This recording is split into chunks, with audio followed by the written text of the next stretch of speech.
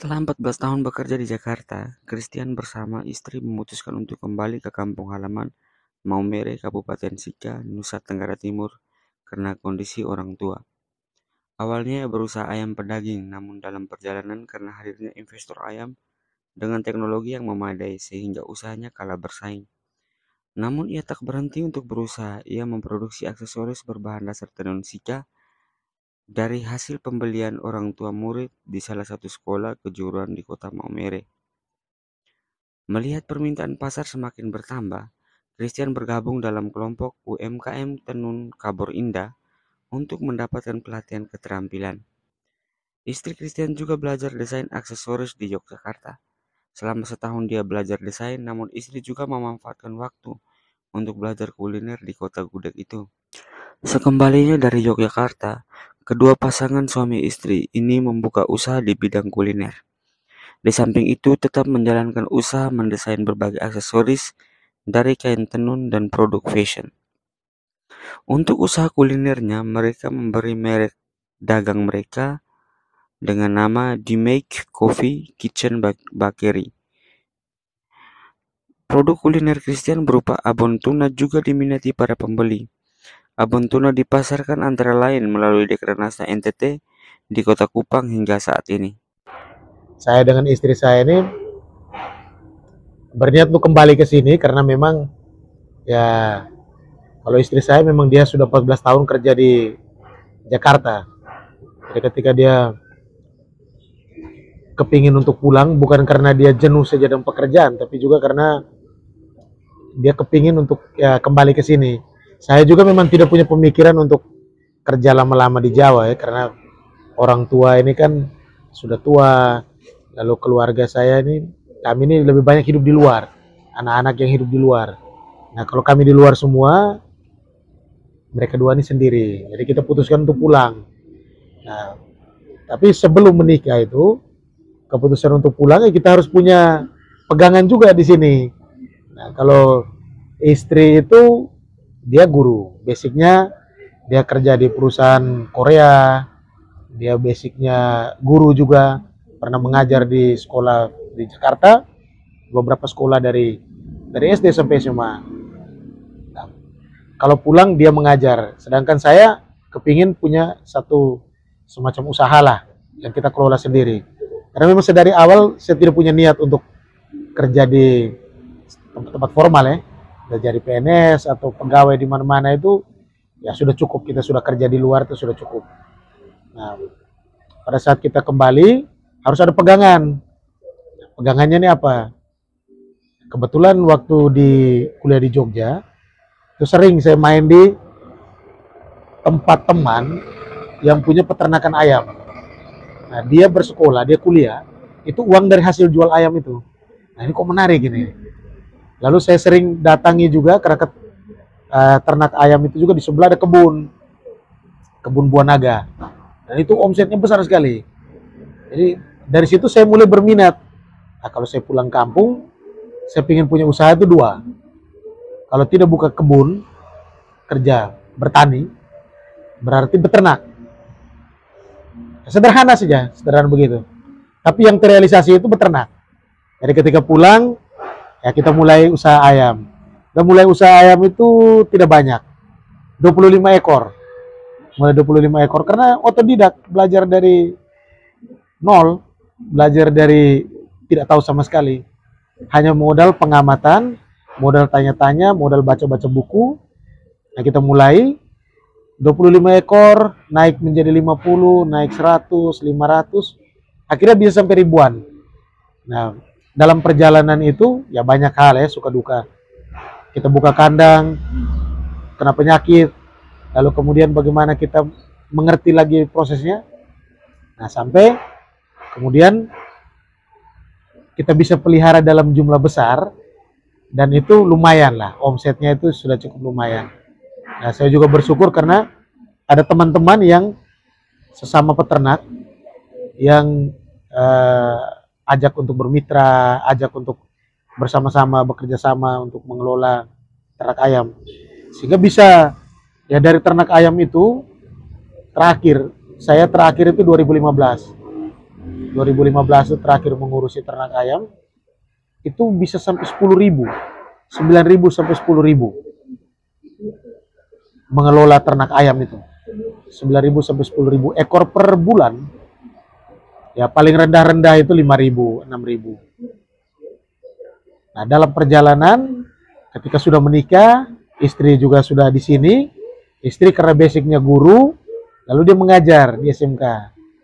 Nah, itu SMK Yohanes 23. SMK Yohanes 23 yang di sebelah kampus Unipa. Nah, dalam proses dia mengajar, nah ini akhirnya kita menjadi satu usaha baru lagi. Jadi tadinya kita beternak, lalu kemudian kita menjadi pemasok DOC untuk petani-petani, peternak-peternak ayam. Lalu dalam perjalanan, karena istri mengajar di SMK, ada banyak sekali anak-anak yang kalau mereka mau ujian, itu mereka kesulitan. Kesulitan dari apa? Kesulitan biaya uang sekolah yang belum dilunasi. Dan kalau di sini, itu biasa anak-anak disuruh pulang. Nah, ketika mereka kembali, ada yang datang sendiri, ada yang datang dengan orang tua, itu mereka tidak bawa uang. Yang mereka bawa itu kain-kain tenun. Nah, istri saya ini kadang-kadang karena dia lihat ibu-ibu, mama-mama, kadang-kadang bapak-bapak, orang-orang sederhana yang jalan kakinya nyeker ya, kaki kosong, tanpa sandal. Dia lihat begitu, dia sedih. Lalu dia memberi perhatian dia terhadap anak-anak yang tidak punya uang sekolah itu. Ya dia beli tenunnya. Uangnya dia tidak kasih ke mereka, tapi dia ambil kain tenunnya, dia langsung bayarkan itu ke bendahara. Kebetulan istri saya juga waktu itu sebagai sekretaris di sekolah. Jadi dia bayar anak-anak punya uang sekolah dari tenunan-tenunan orang tua. Nah, lama-kelamaan tenun kita tuh jadi banyak. Setiap kali ujian ada 4 anak, 5 anak, atau orang tua datang ke rumah di sini atau datang ke sekolah menawarkan kain-kain tenun dengan berbagai macam motif. Ada yang dari Maumere Timur, ada yang dari Sikalela, ada yang dari motif ende, Lio yang ende, ada juga motif pelue. Dan itu kita akhirnya jadi banyak. Nah, ketika jadi banyak ini, istri saya juga mungkin karena orangnya waktu di Jakarta kan sudah biasa jualan-jualan juga. Dia juga punya jiwa bisnis. Dia mulai coba. Kita tawarkan kain tenun ini lewat sosial media. Media yang paling familiar waktu itu untuk kami itu Facebook. Kita mulai tawarkan foto tenunnya, fotonya juga tidak dengan teknik fotografi yang bagus, pencahayaannya, tapi yang penting ada foto, kita tawarkan. Ternyata itu jadi peminatan dari mana-mana itu ada. Nah, dalam perjalanan ada orang dari luar daerah, dari Jawa, ada yang dari Ambon, ada yang dari Kalimantan, bahkan ada yang pernah kita kirim tuh sampai ke Jambi. Sampai ke Jambi, itu kita kirim kain tenun. Jadi ada keluarga-keluarga yang mereka mungkin sudah tinggal di sana sekian lama, lalu mereka kepingin punya kain, mereka beli dari kita. Nah, akhirnya kita mulai buka satu kelompok namanya Kabur Indah, jadi kelompok tenun. Nah, dari situ kita mulai dapat semacam intervensi dari pemerintah ya, melalui Dinas Perdagangan. Kita dapat pelatihan untuk tidak hanya menjual tenun dalam bentuk kain tenun sarung, tapi juga kita mulai diajari bagaimana kalau kain tenun ini diolah menjadi barang-barang fashion seperti baju tenun, jaket, lalu kemudian juga menjadi aksesoris. Nah, itu yang kemudian kita mulai pelan-pelan mulai coba belajar secara mandiri untuk bisa mengetahui lagi produk-produk turunan dari kain tenun itu sendiri. Nah, itu awal mula kalau kami mulai masuk ke usaha yang kami beri nama waktu itu tuh Move Art Gallery. Ada satu usaha namanya Move Art Gallery. Nah, itu yang berkaitan dengan tenun. Nah, dalam perjalanan masyarakat kita yang ada di luar daerah ini kadang-kadang mereka tanya, kalau sudah tanya tenun mereka tanya gading. Ada tidak jual anting gading? Ada tidak jual leontin? Nah, kita mulai cari ke pengrajin-pengrajin. Ternyata dari situ kita mulai mendalami lagi. Oh, ternyata banyak gading-gading adat kita yang kemudian dikonversi menjadi aksesoris. dan itu kita jual punya nilai ekonomisnya, dan itu bagus. Nah di Flores ini, terutama di Momere ini kan, itu juga bisa dijadikan sebagai barang gadai kan di Pegadaian. Ada nilai ekonomisnya juga, bisa diajukan sebagai agunan, jaminan di Pegadaian. Nah, orang-orang dari luar kemudian juga menjadi kenal dengan kita, ya kita kirim sampai ke Ambon, kita kirim ke Kalimantan. Tapi pasar terbesar kita tuh Sumba dengan Kupang. Sumba dengan Kupang. Nah itu. Nah, sampai tahun 2016 itu kami ikut pameran. Pameran pertama kami itu yang berkaitan dengan tenun dan gading itu, aksesoris-aksesorisnya itu di Kupang. Di pameran waktu itu bersama-sama dengan Bapak Jokowi yang punya kegiatan Hari Keluarga Nasional, Harganas. Waktu itu pusatnya di Kupang. Nah, itu kami ikut tenun, kami ikut dari Kabupaten Sika, itu saya bawa juga dengan gading, dengan istri kami ke sana. Dan lumayan, kebetulan juga produk kami waktu itu berhadapan langsung dengan Levico, punyanya Ibu Juli. Dan waktu itu kita melihat kan, wah ini menjadi satu contoh model kalau mau membangun suatu usaha tenun ya seperti itu. Dan itu kita berhadapan dan kita melihat bagaimana pakaian-pakaian dengan motif tenun yang dibikin jadi begitu bagus ya, secara fashionnya bagus sekali. Lalu kemudian aksesoris-aksesorisnya itu kita lihat. Nah, inspirasi-inspirasi itu kita bawa. Lalu kemudian kita ikut pameran-pameran yang lain juga, secara mandiri maupun juga bersama-sama dengan pemerintah yang berkaitan dengan itu. Nah, itu berjalan sampai dengan hari ini. Memang sempat vakum ketika COVID. Sebelum COVID sebenarnya juga kita agak sedikit mengurangi produksi, tapi begitu COVID itu kita benar-benar berhenti sama sekali berkaitan dengan aksesoris dan ini produk-produk turunan dari tenun. Nah, istri saya juga sempat pergi ke Jawa 1 tahun tuh dia belajar khusus untuk fashion. Jadi selama sana dia belajar bagaimana teknik-teknik menjahit pakaian, membuat pola. Dan pulang sampai di sini, ternyata sampai di sini itu dia lebih dikenal untuk membuat gaun-gaun pengantin. Nah, memang ada juga yang dikombinasikan dengan tenun, tapi lebih banyak gaun-gaun pengantin konvensional. Nah, tapi dengan pengetahuan dia tentang fashion yang dia peroleh dari dia belajar selama 1 tahun di Jawa itu, nah itu kita bawa ke sini. Sampai COVID datang itu yang akhirnya kita stop sama sekali. Nah, ketika COVID datang, jahit-menjahit juga kita stop. Ini kita mau rubah apa nih? Tapi kemudian dari jahit-menjahit itu kita rubah menjadi laundry. Nah, itu yang kemudian kita konversi. Nah, produk-produknya itu kita mulai bekerja sama untuk dapat produk-produk tenun. Kita mulai bekerja sama dengan UMKM. Jadi ada yang mereka yang produksi, kita beli, lalu kemudian kita pasarkan dengan nama kita. Ada yang kita konsinyasi. Nah, itu proses lanjutan setelah COVID. Mulai dari COVID itu. Nah, setelah dalam perjalanan kita dengan tenun, dengan gading, lalu kita berpikir kita mau buka apa lagi nih. Nah, kita buka kios kecil-kecilan. Kalau kita buka kios ya sembako lah, jual keperluan-keperluan harian. Lalu kemudian dalam perjalanan istri saya mulai merasa bahwa ya kalau waktu di sekolah ini pagi sampai siang, kadang-kadang sore harus lanjut lagi dengan kegiatan ekstra kurikuler di sekolah, waktu ini tersita banyak. Sedangkan dia juga sudah mulai dengan usaha. Nah, saya melihat juga kok istri saya kok makin sibuk. Sibuk di sekolah, sampai di rumah sibuk dengan usaha sendiri. Nah, sekarang kita buat perbandingan sudah. Bagaimana kalau seandainya berhenti mengajar, tapi fokus di usaha. Butuh waktu 2 tahun itu untuk benar-benar berhenti. Istri saya 2016 baru berhenti mengajar dari SMK. Tapi kita persiapkan itu dari 2014. Nah, itu yang kita mulai dengan kita bangun rumah ini. Kita bangun rumah, kita bangun kiosnya, kita bikin butik kelerinya untuk jualan kita. Nah, sambil berjalan itu, kemudian istri berhenti. Nah, dia keluar ke Jogja untuk ikut pelatihan terkait dengan fashion itu.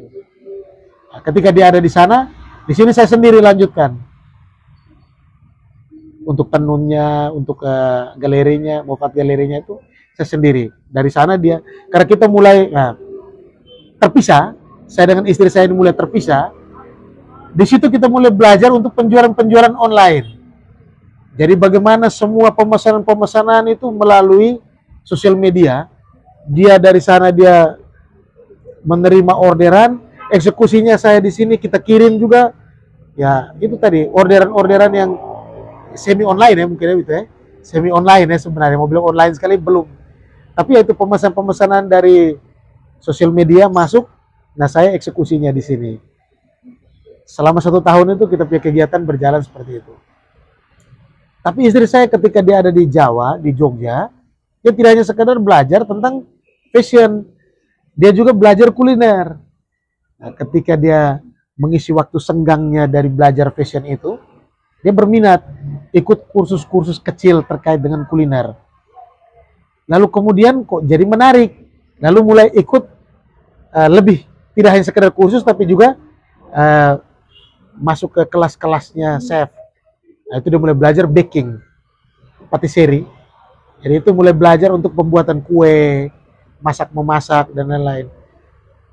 Nah, ketika istri saya mulai belajar tentang kue, kita mulai punya ide. Nah, bagaimana kalau kita bikin lagi satu UMKM lagi yang berkaitan dengan kuliner? Maka kami mulai dengan yang namanya DMAC. Jadi DMAC itu sampai hari ini masih berjalan itu kita menjual kuliner kue, cake, bolu, juga kita menerima pesanan cateringan dari entah itu instansi, dari gereja, dari komunitas-komunitas, atau juga dari perseorangan. Nah itu berjalan mulai dari 2017 kami mulai dengan DMAC. Nah, DMAC ini kita mulai fokus dengan toko oleh-olehnya, kita mulai jual oleh-oleh dari UMKM juga, mereka nitip ke kita. Nah sekarang di akhir tahun ini kita retur, banyak yang kita retur. Nanti mulai di Januari lagi kita mulai masukkan lagi produk-produk UMKM yang kita seleksi ya, yang bagus, nah kita jual lagi di kita punya tempat.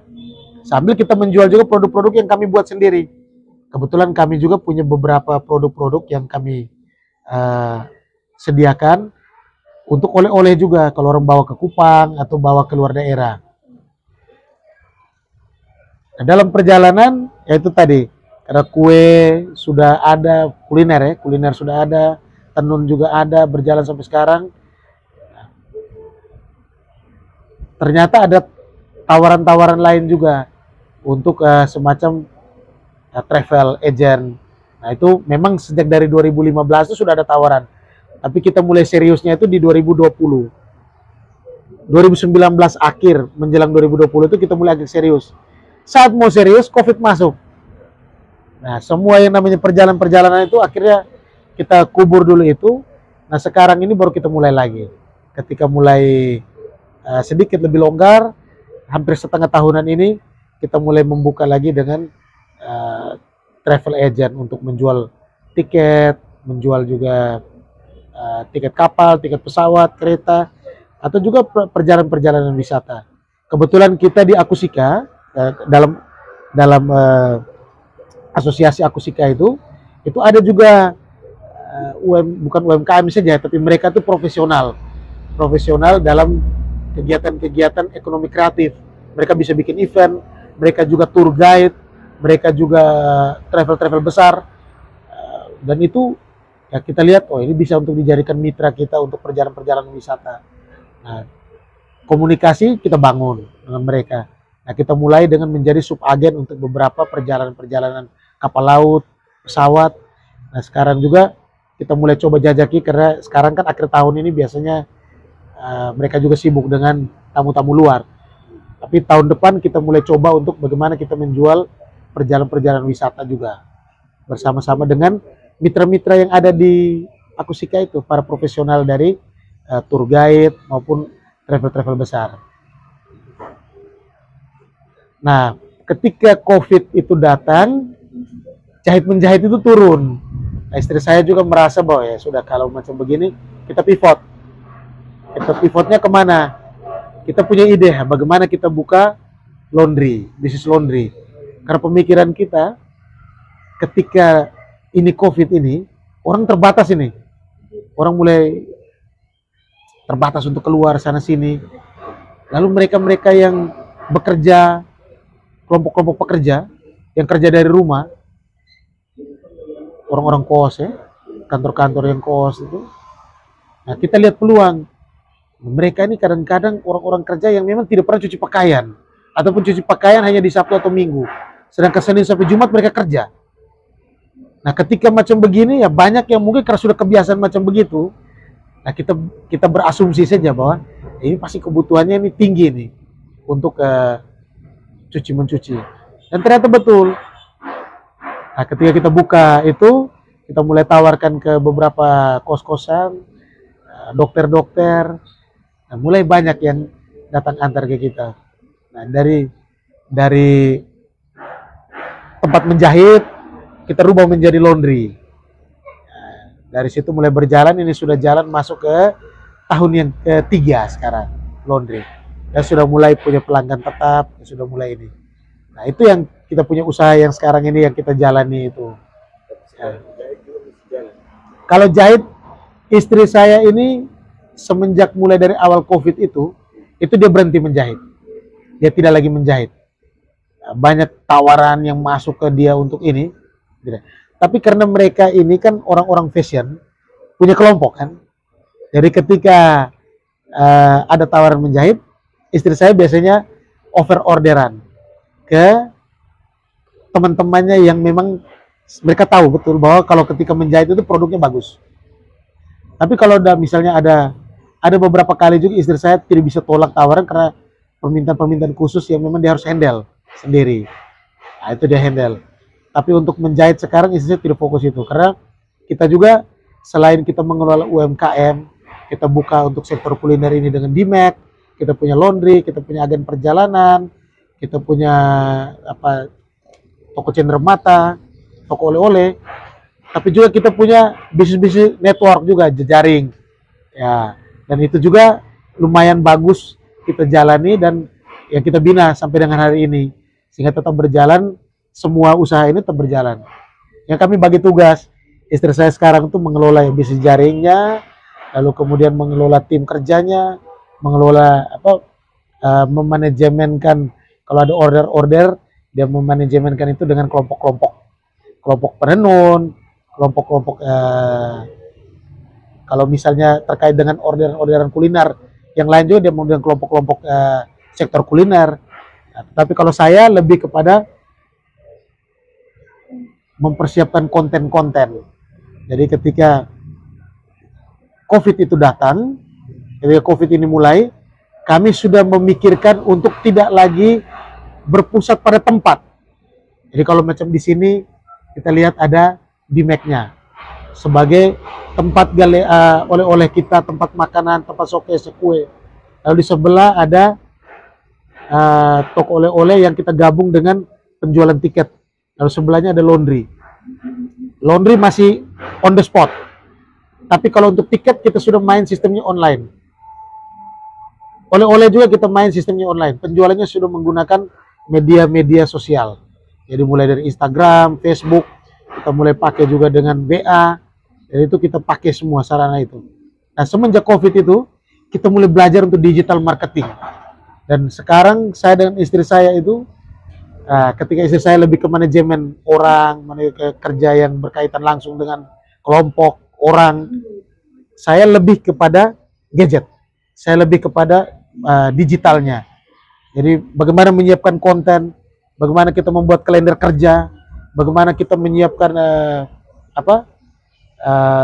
promo-promo yang masih sederhana, tetapi punya dampak lah terhadap usaha kita. Jadi kadang-kadang orang tanya, loh Pak, mereka ini kelihatan tempatnya kok sepi-sepi saja. Ya karena kita penjualannya itu kan di bawah. Penjualannya itu lewat media digital sudah. Kita sudah digital marketing.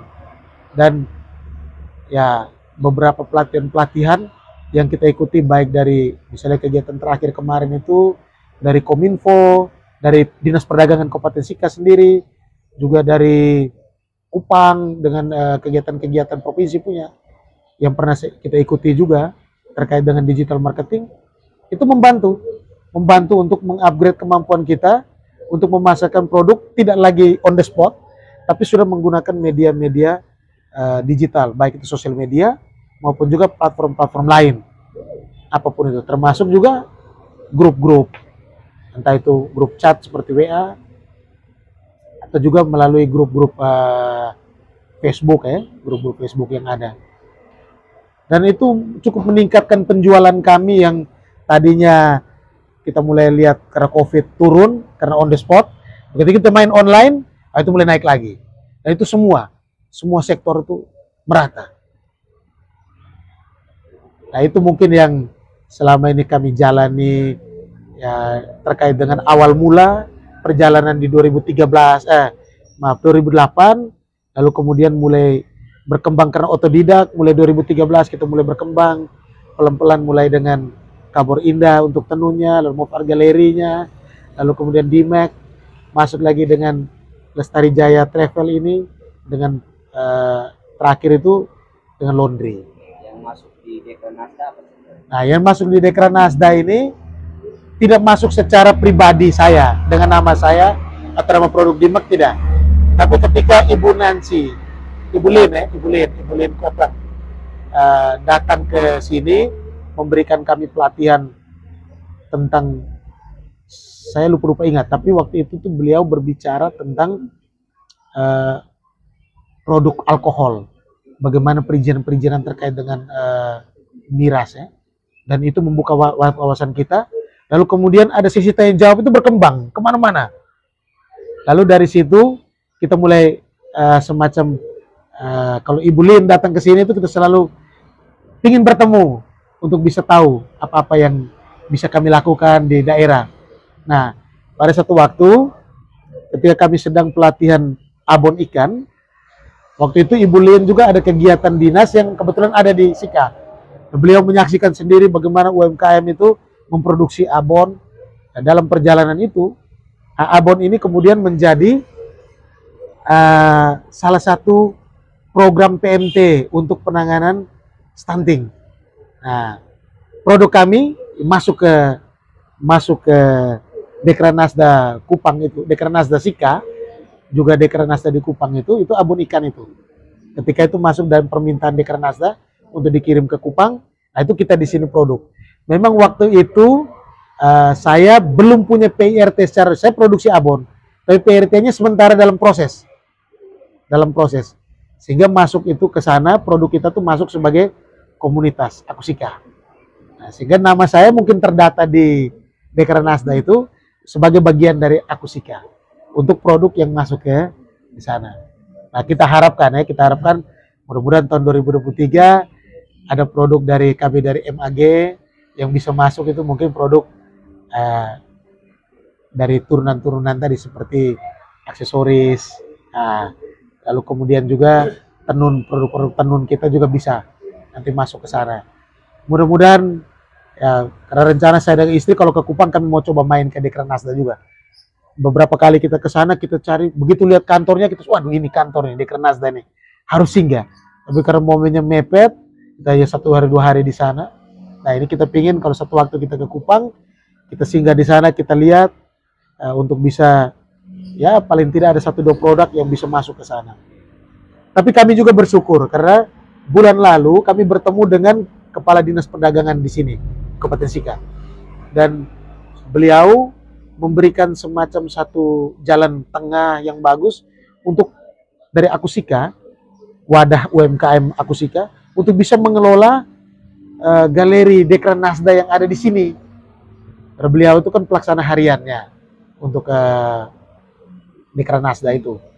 Dan di Kabupaten Sika ini ada galerinya Dekranasda, tetapi produknya tidak banyak, lalu kemudian keterbatasan sumber daya manusia. Karena yang jaga ini kan masih PNS, ASN. Dan ketika ASN ini mereka harus punya tugas kantor, mereka tidak bisa lagi ada di Dekranasda, mereka harus ke kantor. Nah, beliau memberikan jalan tengah, kalau Akusika mau mengelola ini, Akusika mengelola dengan sumber dayanya. Ada orang yang untuk mengelola. Dan itu kami dari Akusika menyanggupi. Ini tantangan untuk kita, tetapi juga memberi harapan untuk UMKM bisa mengelola asosiasi untuk mengelola satu galeri yang memang dikhususkan untuk UMKM. Dan itu kami di Akusika sangat berterima kasih dengan jalan keluar seperti ini. Mudah-mudahan di awal tahun ini, Januari ini, semua sudah bisa berjalan lancar karena pertemuan-pertemuan kami dengan kepala dinas, juga dengan anggota dewan, itu sudah memberikan semacam langkah positif lah. Dan kalau menurut saya, kalau galeri itu bisa diisi dengan produk-produk UMKM dari Kabupaten Sika, itu akan memperkaya lagi sehingga kalau Dekranasda dari NTT, Dekranasda Provinsi, ketika datang berkunjung mereka bisa lihat, oh ini produk-produk UMKM Sika ada di sini, galerinya ada. Produk-produk yang lolos kurasi yang bisa masuk ke situ. Nah itu yang kita harapkan nanti produk-produk kita. Mungkin kalau ke Kupang masih terlalu jauh, tapi dalam waktu dekat ini kami akan menjadi sebagai UMKM dalam wadah Akusika, kami akan berkolaborasi untuk masukkan barang di Dekranasda Kabupaten Sika sendiri, di galerinya, galeri yang di Ahmad Yani ini.